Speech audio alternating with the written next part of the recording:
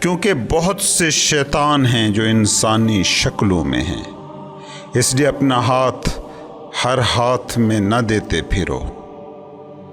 شکاری پرندے کی آواز اسی لیے نکالتا ہے تاکہ وہ اس پرندے کا شکار کر سکے۔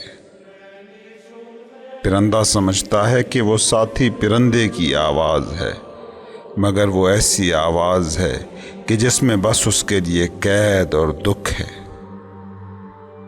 کمینہ خصلت درویشوں کی باتیں دہراتا ہے تاکہ بھولے بھالوں کو اپنے جال میں پھانس سکے۔ مردان کامل کا کام روشنی اور حرارت دینا ہے، کمینے و بے شرم بس دھوکہ ہی دیتے ہیں۔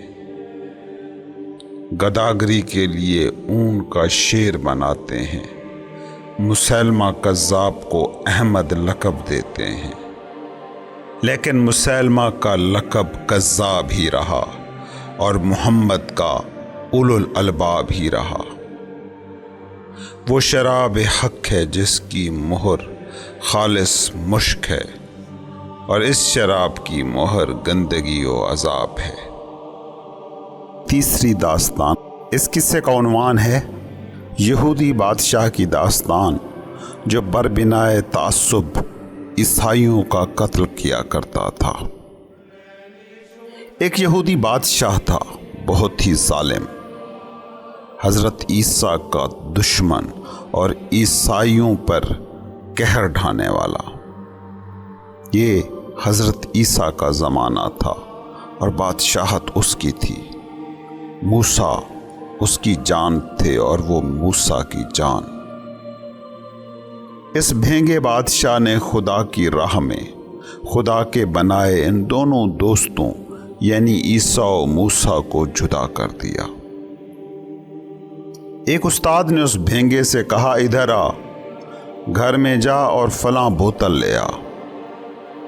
بھینگا اندر گیا، پھر واپس آیا اور کہا، 2 بوتلوں میں سے کون سی؟ پہلے وضاحت سے یہ تو سمجھا دیں۔ استاد بولا، وہاں 2 بوتلیں نہیں ہیں، اپنا بھینگا پن چھوڑ، زیادہ دیکھنے والا مت بن۔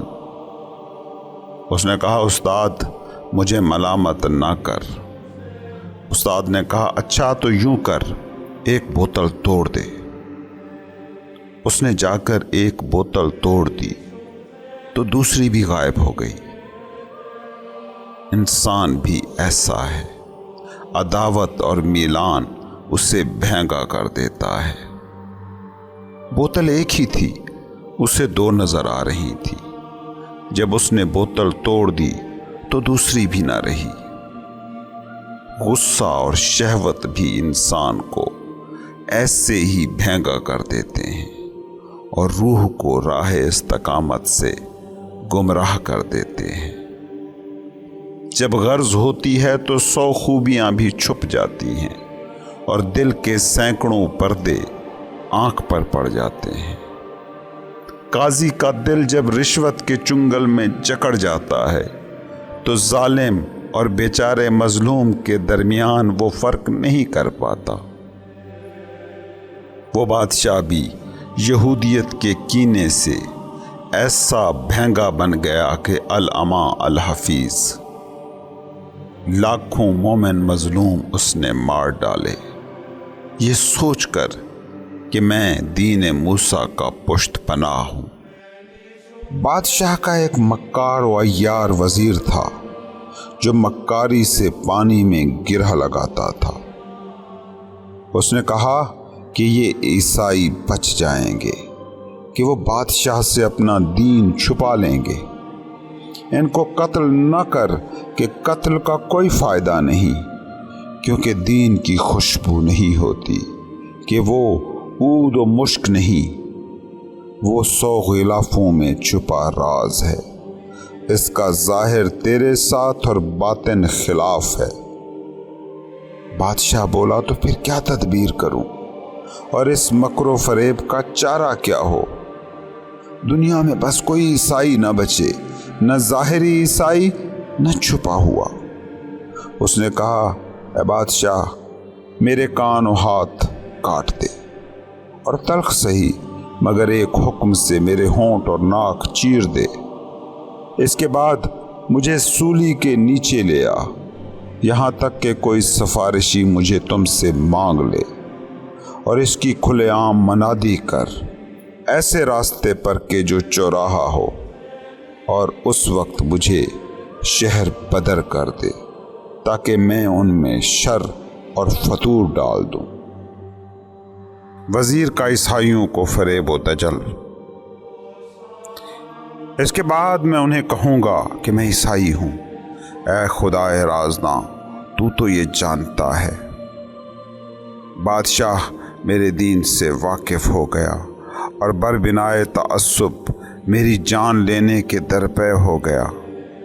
میں نے کوشش کی کہ بادشاہ پر میرا دین ظاہر نہ ہو اور خود کو اس کے مذہب کا ظاہر کرتا رہوں، مگر بادشاہ کو میرے رازوں کی سن کن مل گئی اور میری گفتار اس کے سامنے جھوٹی ہو گئی۔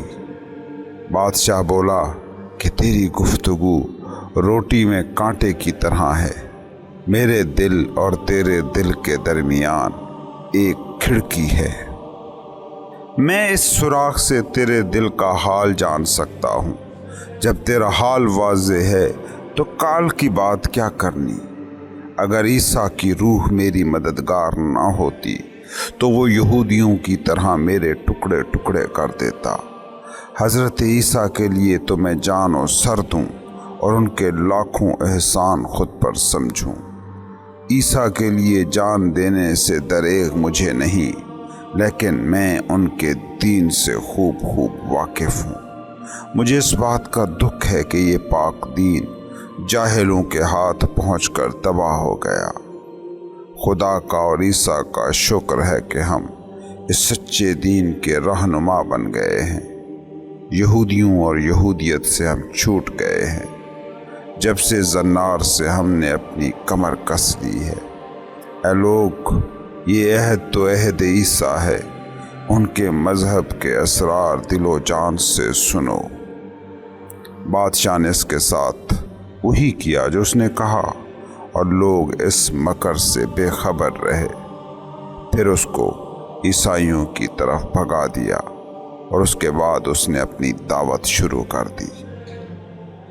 گزشتہ قسط میں ہم نے جن اشعار پر بات کی تھی ان میں مولانا رومی مرشد کی اہمیت پر بات کر رہے تھے، لیکن بطور بیدار روح اور زندہ انسان مولانا یہ بھی جانتے تھے کہ مرشد کی اہمیت کو سن کر اکثر لوگ بس اس خواہش میں پڑ جائیں گے کہ کہیں سے بس کوئی مرشد مل جائے جو ان کو بھی وہاں لے جائے جہاں وہ خود ہے۔ یہ خواہش کی زبان ہے، اور یہی خواہش کی زبان ہی تو ایگو کی زبان ہے، اور اس کا ایک بڑا بھیانک نتیجہ نکلتا ہے۔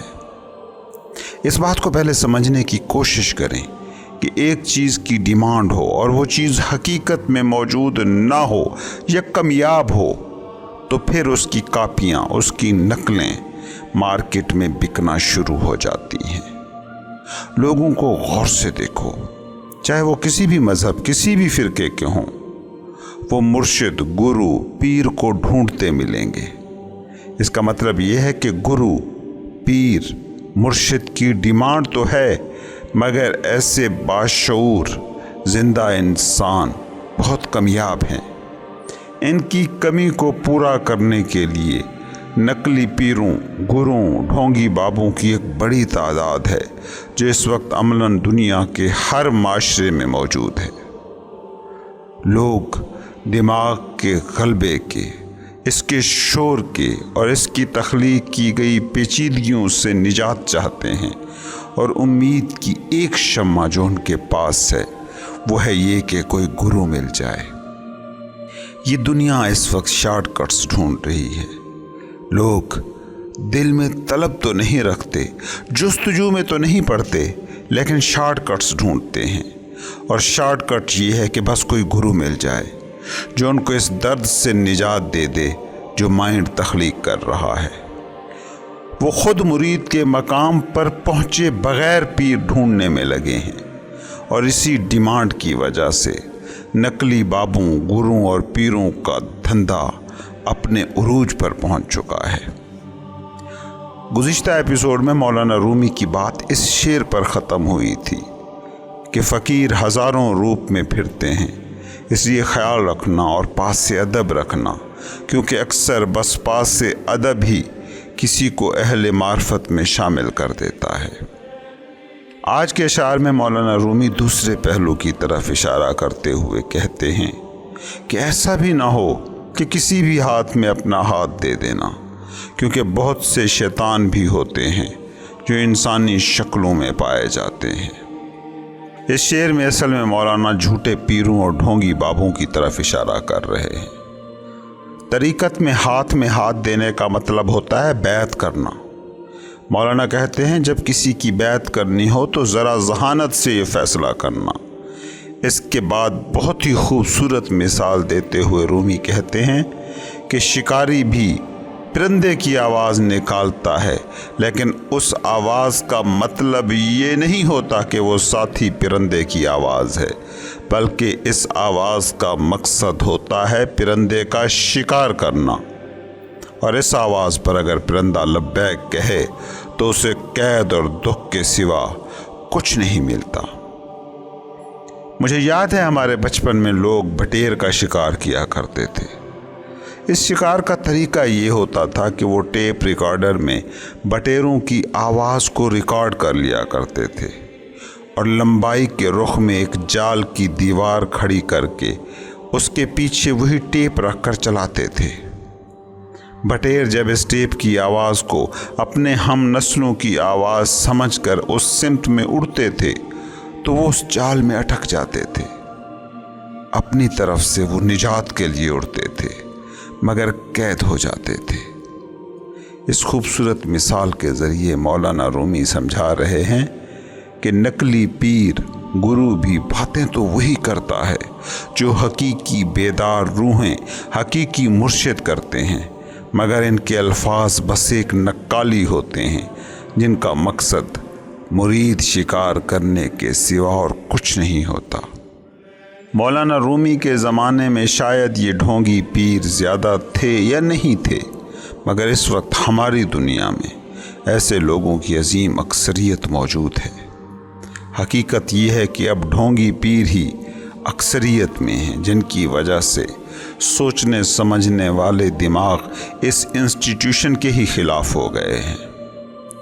आप खुद ही सोचें ना, अगर डॉक्टरों के नाम पर नकली डॉक्टर इलाज करने लगें तो आज नहीं तो कल इन डॉक्टरों पर मौजूद ईमान किसे रहेगा कि ये सेहत दे सकते हैं।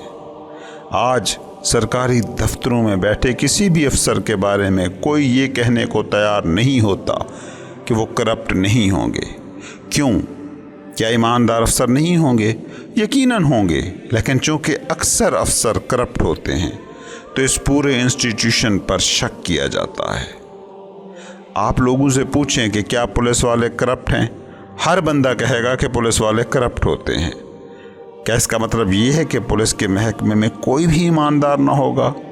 यकीनन होंगे, मगर ग्रुप की नेचर ये अक़लियतें नहीं अक्सरियत तय करती है। यही हाल इस वक्त पीरी मुरीदी के इंस्टीट्यूशन का है। क्या सच्चे गुरु इस वक्त दुनिया में ना होंगे? यकीनन होंगे, मगर अक्सरियत किन की है? यकीनन ढोंगी बाबों और नकली पीरों की। इसलिए पीरी मुरीदी के सारे इंस्टीट्यूशन पर सवाल पैदा हो गए हैं। अगले शेर में मौलाना रूमी कहते हैं कि कुछ कमीना खसलत और बदतीनत लोग होते हैं जो हो सकता है कि बातें तो दरवेशों जैसी करें, मगर उनका मकसद फ़कत भोले भाले मासूम लोगों को अपने जाल में फंसाना होता है। इसका मयार क्या हो कि कौन सा गुरु गुरु है, मुर्शिद मुर्शिद है? तो मौलाना कहते हैं कि मर्दान कामिल वो होते हैं कि जिनकी मौजूदगी ज़िंदगी को हरारत देती है और राह हक के सालकों के रास्ते को रोशनी देती है।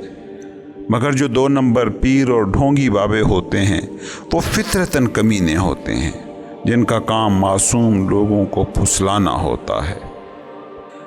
इसके बाद अगले शेर में मौलाना रूमी कहते हैं कि जैसे सर्कस में ऊनी लिबादा ओढ़कर बंदे को شیر کا کاسٹیوم پہناتے ہیں اور لوگوں کو اس سے ڈراتے ہیں، نقلی پیر بھی بالکل ویسا ہی کام کرتے ہیں۔ وہ اصل میں تو دنیا داروں سے بھی زیادہ دنیا دار ہوتے ہیں، مگر دیندار ہونے کا لبادہ اوڑھ لیتے ہیں۔ وہ اونی شیر بناتے ہیں اور لوگوں کو اپنی کرامتوں کا گرویدہ کرنے کی کوشش کرتے ہیں، مگر ان کا پیشہ گداگری ہی رہتا ہے۔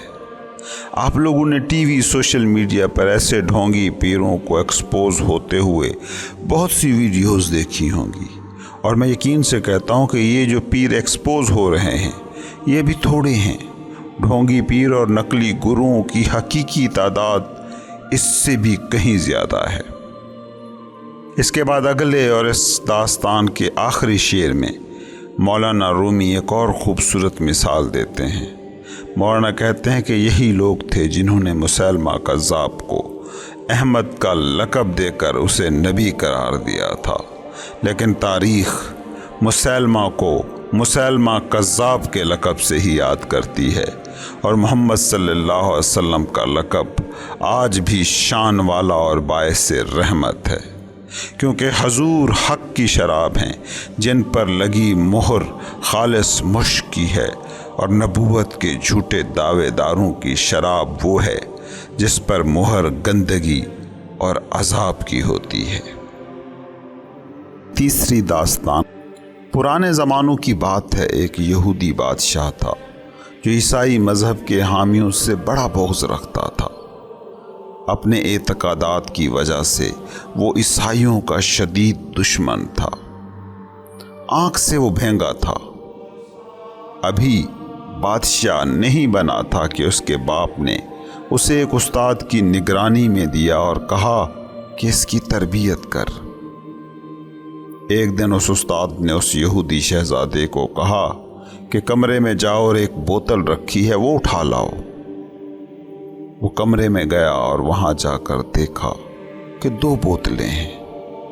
یہ نہیں تھا کہ وہاں 2 بوتلیں تھیں، بلکہ اس کے بھینگے ہونے کی وجہ سے اسے ایک کی بجائے 2 بوتلیں نظر آ رہی تھیں۔ وہ واپس استاد کے پاس آیا اور کہا، استاد محترم، وہاں ایک نہیں 2 بوتلیں ہیں، میں کون سی اٹھا لاؤں؟ استاد جو جانتا تھا کہ وہاں ایک بوتل ہے، اس نے کہا کہ عقل کے اندھے اور آنکھ کے بھینگے، وہاں ایک ہی بوتل ہے، مگر شاگرد ضد پر اڑا تھا کہ نہیں، میں نے خود دیکھی ہیں کہ وہاں 2 بوتلیں ہیں۔ استاد نے تنگ آ کر کہا، ایسا کرو کہ ایک بوتل کو توڑ دو اور دوسری لے آؤ۔ وہ بھینگا شہزادہ کمرے میں گیا، اس نے ایک بوتل کو اٹھایا اور زمین پر پٹخ دیا۔ بوتل ٹوٹ گئی، مگر اب دوسری بوتل بھی وہاں نہیں تھی، کیونکہ اسے تو 2 بوتلیں نظر ہی اس لیے آ رہی تھی کہ اس کی آنکھ میں فالٹ تھا، اس کی دیکھنے کی صلاحیت میں مسئلہ تھا۔ مولانا رومی کہتے ہیں کہ بغض میں انسان ایسے ہی ہو جاتا ہے، وہ حقیقت کو دیکھنے سے محروم رہ جاتا ہے۔ آپ بھی کبھی غور کریے گا، انسان جو مائنڈ کا غلام ہے، جو سراپا ایگو ہے، وہ ایگو جو دوئی کی دنیا تراشتی ہے، وہ ججمنٹ سے، اوپینین سے، طے شدہ آراء سے، اپنے تعصبات سے بھرا ہوا ہے۔ یہی طے شدہ آراء، یہی ججمنٹس وہ واحد رکاوٹ ہیں جو تمہیں سچ تک نہیں پہنچنے دیتی۔ بوتل ایک ہی ہوتی ہے، تمہیں 2 نظر آتی ہیں، کیونکہ تمہارے پاس بصارت تو شاید ہو بھی، مگر وہ بصیرت نہیں ہے کہ جو انا کی دوئی میں ہستی کی وحدت کو دیکھ سکے۔ ججمنٹس، اوپینینز، طے شدہ آراء انسان کی اس صلاحیت کو ختم کر دیتی ہے، جس صلاحیت سے زندگی کو، ہستی کو، خدا کو، مذہب کو، تصوف کو سمجھا جا سکتا ہے۔ پہلے سے طے شدہ پیمانے زندگی کے پاس ہوتے ہی نہیں ہیں۔ ہاں، تمہارے دماغ کے پاس ہوتے ہیں، مثنوی کی اس داستان میں ایک ایسے ہی بادشاہ کی کہانی بیان کی گئی ہے کہ جسے تعصب نے اندھا کر دیا تھا۔ اس کی پروگرامنگ یہی ہوئی تھی کہ عیسائیوں نے موسیٰ کے مذہب کو خراب کر دیا ہے۔ وہ اپنے بھینگے پن میں دونوں مذہبوں میں موجود وحدت کو نہ دیکھ سکا، بلکہ ایک کی جگہ اسے دو نظر آئے۔ وہ اپنی طرف سے یہودیت کا سچا پیروکار اور موسیٰ کا حقیقی چاہنے والا تھا، مگر اس کی کور چشمی، اس کے اندھے پن نے دو دوستوں کو ایک دوسرے کا دشمن سمجھ لیا تھا۔ اس قصے کی تفاصیل تو یقیناً آگے آئیں گی، مگر اس موقع پر مولانا شروع میں یہی بتا رہے ہیں کہ بغض، شہوت، عداوت، نفرت انسان کو بھینگا کر دیتی ہے۔ انسان وہ نہیں دیکھ پاتا جو ہے، بلکہ وہ دیکھتا ہے جو وہ دیکھنا چاہتا ہے۔ کبھی تم غور سے دیکھنا کہ سارا دن جو تم دیکھتے ہو، کیا واقعی وہی دیکھتے ہو جو ہے، یا وہ دیکھتے ہو جو تم دیکھنا چاہتے ہو؟ کوئی تمہارا 10 سال پہلے دشمن تھا اور آج سامنے آ جائے تو تم اس وقت جو وہ ہے اسے نہیں دیکھ پاتے، بلکہ اسے دیکھتے ہو جو تصویر تمہاری یادداشت میں بنی ہوتی ہے، مردہ تصویر۔ 10 سالوں میں ہو سکتا ہے کہ خلوی سطح پر، سیلولر لیول پر، یعنی مادی سطح پر اس میں ہزاروں کروڑوں تبدیلیاں آ چکی ہوں، چاہے مائنڈ کی سطح پر وہ مکمل طور پر بدل چکا ہو، مگر تم وہ بدلاؤ نہیں دیکھ سکتے، کیونکہ ججمنٹس کی اندھی پٹی تم نے چڑھا رکھی ہوتی ہے۔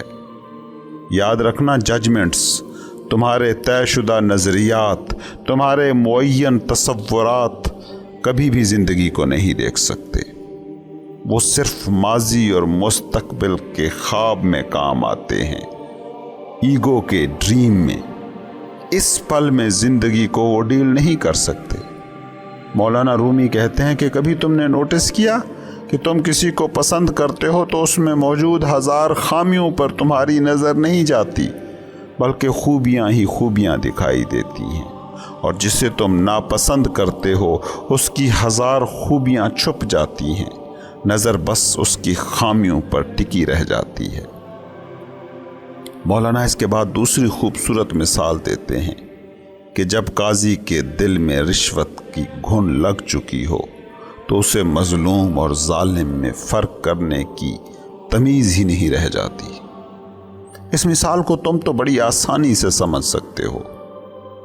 عدالتوں میں کتنے ہی ایسے بے گناہ اور مظلوم ہوتے ہیں کہ جن کی داستانیں سن کر عام انسان کا دل دہل جاتا ہے، مگر وہ وکیل جو پیسے لے کر ان کے خلاف لڑ رہا ہوتا ہے، وہ جج جو مخالف پارٹی سے رشوت لے کر بیٹھا ہوتا ہے، اس کے دل پر جوں تک نہیں رینگتی۔ کیوں؟ کیونکہ اس نے پہلے ہی ججمنٹ بنا لی ہے۔ پہلے سے بنی ججمنٹ جس کے پاس ہے وہ حقیقت کو، سچ کو، خدا کو، مذہب کو، خود کو، اپنی روح کو کبھی نہیں دیکھ سکتا۔ یہ انسانی انا کی حقیقت ہے کہ انسان بطور انا ریالٹی کو، حتمی سچ کو، حقیقت کو دیکھ ہی نہیں سکتا۔ انا جب مذہب کی راہ پر بھی چلتی ہے تو اس حقیقت کو نہیں ڈھونڈ رہی ہوتی جس حقیقت کی طرف مذہب لے کر جانا چاہتا ہے، بلکہ اس رائے سے، اس تصور سے، اس ججمنٹ سے جڑی رہتی ہے جو اس نے اپنے اور دوسرے کے مذہب کے بارے میں بنا رکھی ہوتی ہے، جس کا نتیجہ وہی نکلتا ہے جو مذاہب کے ماننے والوں کے لیے نکلا۔ دنیا میں مذاہب ایک دوسرے کے خلاف، مسلک ایک دوسرے کے خلاف کیسی کیسی نفرتوں سے بھرے ہیں۔ کیا یہ جاننے کے لیے سائنسدان ہونے کی ضرورت ہے؟ جو تمہارے تصورات کا حامی نہیں ہے وہی مرتد ہے، وہی کافر ہے، وہی بے دین ہے۔ تمہیں حقیقت تک پہنچنے سے کوئی سروکار ہی نہیں، تم بس اپنی ججمنٹس کے غلام ہو۔ کبھی غور کرنا، تمہاری محبت مذہب کے لیے ہوتی ہی نہیں ہے، تمہاری محبت میرے مذہب سے ہوتی ہے۔ وہ مذہب تمہیں بس اس لیے عزیز ہے کیونکہ اس کے ساتھ میرا لگا ہے۔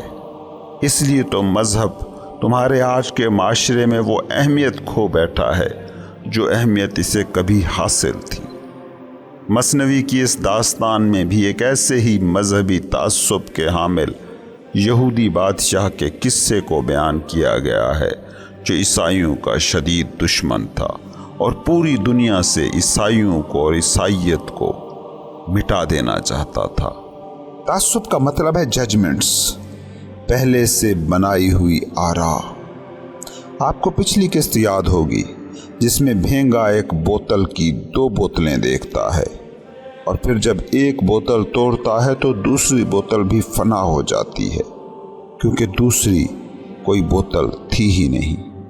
جب انسان متعصب ہوتا ہے تو وہ چیزوں کو 2 میں بانٹ لیتا ہے، ایک وہ اوپینین جو کسی شخص یا سچویشن کے حوالے سے اس کے دماغ میں موجود ہوتی ہے، اور دوسری وہ حقیقت جو اس شخص یا سچویشن کی ہوتی ہے۔ تعصب کی عینک کے بغیر حقیقت کو کبھی دیکھا ہی نہیں جا سکتا، اور یہی اس قصے کا مرکزی خیال ہے۔ مذہبی تعصب کو خاص طور پر اس قصے کا موضوع بنایا گیا ہے۔ انسان تعصب سے آزاد ہو تو موسیٰ یا عیسیٰ دونوں دوست نظر آئیں گے، لیکن اگر کوئی متعصب یہودی ہوگا یا عیسائی ہوگا تو وہ ان 2 دوستوں کو ایک دوسرے کا دشمن گردانے گا۔ تعصب اور ججمنٹس وہ پردہ ہیں جو انسان کی آنکھ پر پڑ جائے تو حقیقت اس پر کبھی بھی نہیں کھل سکتی۔ تعصب وہ اینک ہے کہ اگر سیاہ ہے تو باہر منظر جتنا بھی روشن ہو سیاہی اس پر غالب رہے گی۔ غور سے اگر تم زندگی کو دیکھو تو یہی کچھ ہو رہا ہے۔ زندگی کل بھی خوبصورت تھی، آج بھی خوبصورت ہے، مگر آج مائنڈ اتنا طاقتور ہو چکا ہے، تمہارے پاس ججمنٹس اور اوپینینز اتنی زیادہ ہیں کہ وہ حسن تم دیکھ ہی نہیں پا رہے۔ آئیے اب سنتے ہیں اس قصے کا اگلا حصہ۔ وہ یہودی بادشاہ جو بربنائے تعصب عیسائیوں سے شدید نفرت کرتا تھا، اس نے اپنے لیے ایک مشیر، ایک وزیر کا انتخاب کیا، ایک ایسا وزیر جو دھوکے کی نئی نئی ترکیبیں نکالتا تھا، جو مکر و فریب میں ماہر تھا۔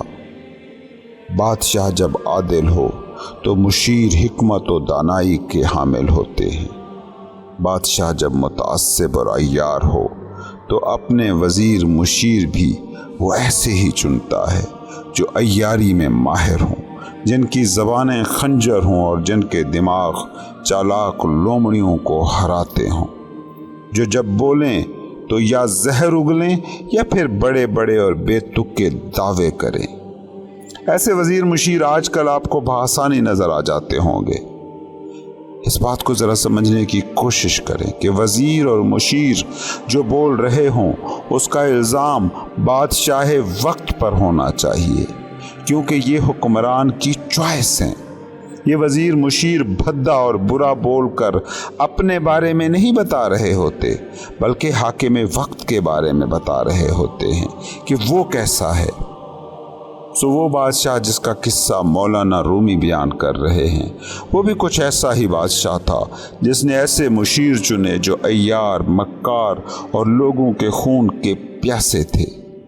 بادشاہ نے جو اپنے لیے وزیر چنا وہ اب اسے مشورہ دے رہا ہے کہ یوں کھلم کھلا عیسائیوں کے خلاف محاذ نہ کھولیں، نہ ان کے خلاف علل اعلان مخالفت کرتے پھریں، کیونکہ جب یہ دیکھیں گے کہ بادشاہ عیسائیوں کا دشمن ہے اور عیسائی مذہب کو مٹا دینا چاہتا ہے تو وہ اپنے دین کو ظاہر کرنے سے بچیں گے تاکہ بادشاہ تک ان کے عیسائی ہونے کی خبر ہی نہ پہنچے۔ مکار وزیر نے مشورہ یہ دیا کہ ان عیسائیوں کو قتل نہ کیا جائے، کیونکہ اس قتل و غارت کا فائدہ کچھ نہیں ہوگا۔ جب کچھ عیسائی قتل ہوں گے تو لوگ اپنا مذہب چھپانے لگیں گے کہ کہیں وہ بھی جان سے ہاتھ نہ دھو بیٹھیں۔ یوں بادشاہ کے لیے عیسائیوں اور عیسائیت کا خاتمہ، جو اس کا سب سے بڑا جنون تھا، ممکن نہ ہو سکے گا۔ غور کریں تو اس دور کا یہ وزیر اور ہماری آج کی دنیا کے وزیروں کا معاملہ کچھ زیادہ مختلف نہیں ہے۔ یہ وزیر بھی بادشاہ کو مملکت کا انتظام سنبھالنے میں حکمت اور تدبر سے کام لینے کا مشورہ نہیں دیتے، بلکہ جو بادشاہ اور حکمران کے رجحانات ہوتے ہیں ان کی تکمیل کے لیے چالیں سکھاتے نظر آتے ہیں۔ وزیروں کا معاملہ تو یہ ہے کہ وہ آج کی دنیا میں جہاں جمہوریت کا راج ہے، چاہیں تو ایسی پالیسیاں بنا سکتے ہیں، ایسے کام کر سکتے ہیں کہ ایک دفعہ جو وزیر اعظم یا صدر بن جائے تو تا عمر صدر اور وزیر اعظم رہ سکتا ہے، لیکن اس کے لیے عادل، دانا اور حکیم وزیروں کی ضرورت ہوتی ہے، اور ایسے وزیر لازمی بات ہے اس وقت ہی چنے جا سکتے ہیں جب خود بادشاہ غیر متعصب، عادل، دانا اور حکیم ہو۔ مگر یہ یہودی بادشاہ تو تھا ہی بھینگا۔ تعصب اور عیسائیوں کے خلاف نفرت نے اس کی بصیرت اور حکمت کو پردوں میں چھپا دیا تھا، اس لیے اس نے جو وزیر چنا وہ بھی کائیاں اور انتہائی مکار تھا۔ اس وزیر نے اپنی مکاری بادشاہ کو سکھاتے ہوئے کہا کہ دیکھ بادشاہ، ان عیسائیوں کو قتل نہ کر، ورنہ یہ ہوشیار ہو جائیں گے اور اپنا دین چھپا لیں گے، اور جب یہ اپنا عقیدہ چھپا لیں گے تو ان کو پہچانے گا کیسے اور مٹائے گا کیسے؟ کیونکہ دین کی کوئی خوشبو تو ہوتی نہیں جو ظاہری ناک سونگھ لے۔ دین عود و مشک تو نہیں کہ تو لوگوں کو سونگھ سونگھ کر انہیں قتل کر سکے گا۔ دین تو 100 غلافوں میں چھپا انسان کا سب سے قیمتی بھید ہے۔ مولانا رومی کے اس شعر پر ذرا غور کریں تو اس میں دین کی حقیقت کا راز بھی بیان کیا گیا ہے۔ نادان لوگ دین کو لباسوں، داڑھیوں کے سائز، بولنے اور سلام دعا کے طریقوں، کھانے اور سونے کے ادب آداب میں تلاش کرتے ہیں، مگر دین تو اصل میں دل کی اس حالت کا نام ہے جب وہ فطرت کے دل کے ساتھ ہم آہنگی سے دھڑک رہا ہوتا ہے۔ خیر، جب بادشاہ نے مکار وزیر کی یہ بات سنی تو اس نے کہا کہ پھر میں کیا تدبیر کروں، اور یہ جو عیسائی مکر و فریب پر اتر آئیں ان کو کیسے پہچانوں؟ کیونکہ میری تو بس ایک ہی خواہش ہے کہ دنیا میں کوئی عیسائی نہ بچے، چاہے وہ علل اعلان ہو یا دل میں چھپا ہوا۔ میں اس دنیا سے بس عیسائیوں کا خاتمہ چاہتا ہوں، ٹھیک وہی حرکت جو ہر دور کے غیر عادل اور فریبی حکمران کرتے آئے ہیں۔ وہ وزیروں کو چنتے ہی اس بنیاد پر تھے کہ وہ بادشاہ کی چاہتوں کو، خواہشوں کو ممکن کر سکیں۔ وہ امور مملکت کی خوش اسلوبی سے تکمیل کے لیے تو چنے ہی نہیں جاتے۔ ایسے بادشاہوں کو پھر وزیر بھی ویسے ہی مل جاتے ہیں۔ اس لیے مکار وزیر نے پھر بادشاہ کو ایک عیارانہ ترکیب بتائی کہ کس طرح عیسائیوں کا مکمل خاتمہ کیا جا سکتا ہے۔ اس نے بادشاہ کو کہا کہ عیسائی مذہب اور عیسائیوں کے خاتمے کا ایک ہی طریقہ ہے کہ کوئی انہی کے درمیان ہو، کوئی ایسا جس پر وہ اعتماد کرتے ہوں، جس سے وہ اپنا عقیدہ کبھی بھی چھپانے کی کوشش نہ کریں۔ اس لیے بادشاہ تو ایک تلخ فیصلہ کر، یہ فیصلہ میرے لیے مشکل سہی، مگر یہی تمہاری مراد کے بر آنے کی سبیل ہو سکتا ہے۔ تو سرعام ایک حکم جاری کر جس میں میرے کان اور ہاتھ کاٹ دینے کا آرڈر ہو، اور سرعام میری پھانسی کا انتظام کر۔ ٹھیک اس وقت جب مجھے پھانسی ہونے لگے تو کسی کی سفارش کو قبول کرتے ہوئے مجھے معاف کر دے۔ یہ پھانسی اور معافی سرعام کسی چوراہے پر ہو، تاکہ ہر ایک تک یہ خبر پہنچ جائے کہ بادشاہ نے میرے دل سے عیسائی ہونے، چھپے ہوئے عیسائی ہونے کو پکڑا ہے اور یہ سزا دی ہے۔ اور جب مجھے معافی دے تو مجھے شہر بدر کر دے، تاکہ میں عیسائیوں کے گروہ میں شامل ہو جاؤں اور پھر ان میں فطور بھی ڈالوں اور ان کی ٹھیک تعداد اور ان کی موجودگی کی درست اطلاع بھی تم تک پہنچا سکوں، تاکہ پھر تو اپنا کام کر سکے اور ان کا خاتمہ کر سکے۔ غور سے دیکھیں، یہی کچھ آج بھی ہو رہا ہے۔ کتنے وزیر، حکومتی حکام ہوتے ہیں جو بادشاہ کے لیے اپنا دین، اپنا ایمان بیچتے ہیں، مالی منفعت حاصل کرتے ہیں اور کتنے ہی الزام اپنے سر پر لیتے ہیں تاکہ حکمران، وزیر اعظم، صدر ان الزامات سے بچ جائے۔ تعصب ایک ایسا کھیل ہے کہ جب یہ حکومتی ایوانوں میں کھیلا جاتا ہے تو ملکوں کے لیے نیری تباہی لاتا ہے۔ ترقی پذیر ملکوں کے جمہوری ڈھانچوں کو بھی ذرا غور سے دیکھیں، صاف نظر آئے گا کہ حکمران اپنے دور حکومت میں رعایا کی فلاح سے زیادہ مخالف جماعتوں کی تباہی میں انٹرسٹڈ ہوتے ہیں، اور اسی بنیاد پر ہی وہ وزیر اور مشیر چنتے ہیں، مگر یہ بھول جاتے ہیں کہ جو کانٹے وہ کسی کے لیے بچھا رہے ہیں، کل کو یہی کانٹے ان کے اپنے پیروں میں چبھیں گے۔ کتنے قانون سازیاں ہیں جو ایک جمہوری حکمران مخالف جماعتوں کو دبانے کے لیے اسمبلی سے کراتے ہیں، اور ایک وقت آتا ہے کہ وہی قانون خود ان کے اپنے گلے کا پھندا بن جاتے ہیں۔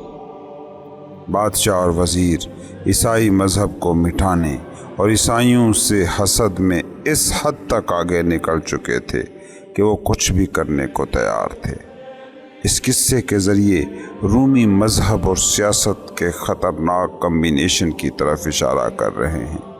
اس بات کو یاد رکھیں کہ مذہب اور سیاست ایک دوسرے کے بالکل اپوزٹ موجود حقیقتیں ہیں۔ مذہبی زندگی وہ زندگی ہے جو خود کو سینٹر بنا کر جی جاتی ہے، خود کی کھوج کے ذریعے سے خدا تک پہنچنے کی کوشش کا نام ہے مذہب، جبکہ سیاسی زندگی کا مرکز ہمیشہ دوسرا ہوتا ہے۔ تم اپنے ارد گرد غور سے دیکھنا، یہ جتنے بھی سیاستدان ہیں، یہ جتنے تمہیں کامیاب اور لوگوں کے لیڈر لگیں، حقیقت میں یہ لوگوں کے غلام ہوتے ہیں۔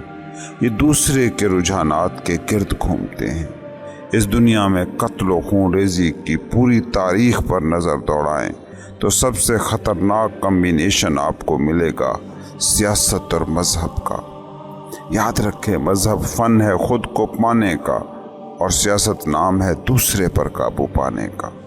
جب بھی کوئی نام نہاد مذہبی آدمی سیاست کا چولا پہن کر سیاست کے میدان میں قدم رکھتا ہے، وہ ہمیشہ خون ریزی لاتا ہے۔ اس قصے میں بھی بادشاہ اور وزیر سیاسی مقصد کے لیے مذہبی عقیدت کو استعمال کرتے نظر آ رہے ہیں۔ تو قصے میں آگے یہ ہوتا ہے کہ وزیر نے بادشاہ کو بتایا کہ جب تو مجھے اس طرح عقوبت کا نشانہ بنا کر ملک بدر کر دے گا تو میں عیسائیوں کے پاس جاؤں گا اور ان کا اعتماد جیتنے کی کوشش کروں گا، پھر ان کی مخبری کروں گا اور ہر جلی و خفی عیسائی کی بابت معلومات حاصل کروں گا تاکہ انہیں نیست و نابود کیا جا سکے۔ ان اشعار میں وہ بادشاہ کو بتا رہا ہے کہ جب میں ان کے پاس جاؤں گا تو انہیں کیا کہوں گا۔ وزیر نے بادشاہ کو کہا کہ جب میرا یہ حال کر دیا جائے گا تو میں عیسائیوں کے پاس جاؤں گا اور کہوں گا کہ میں اپنے دل کی گہرائیوں سے، اپنے باطن میں عیسائی تھا اور ہوں، مگر بادشاہ کے ڈر کی وجہ سے یہودی بنا ہوا تھا۔ میں ان کے سامنے قسم کھا لوں گا کہ میں دل سے عیسائی تھا، مگر بادشاہ کو کسی طرح میرے باطن کے دین کا پتہ چل گیا اور اس نے میرا یہ حال کر کے مجھے اپنے ملک سے نکال دیا ہے۔ وہ یہودی حاسد بادشاہ میری جان لینے کے درپے ہو گیا۔ میں نے بڑی کوشش کی تھی کہ اپنا دین بادشاہ سے چھپا پاتا اور یہودی بنا رہتا، مگر بادشاہ کسی طرح میرے باطن تک پہنچ گیا اور میرے زبانی دعووں کو ماننے سے انکار کر دیا۔ بادشاہ نے مجھے کہا، تو نے بہت مجھ کو دھوکہ دے دیا، تو ایک ایسا نوالا ہے جس کے اندر سوئی چھپی پڑی ہے، جو اگرچہ نظر نہیں آتی مگر جو کوئی نوالا کھائے گا اس کو ضرور چبھے گی۔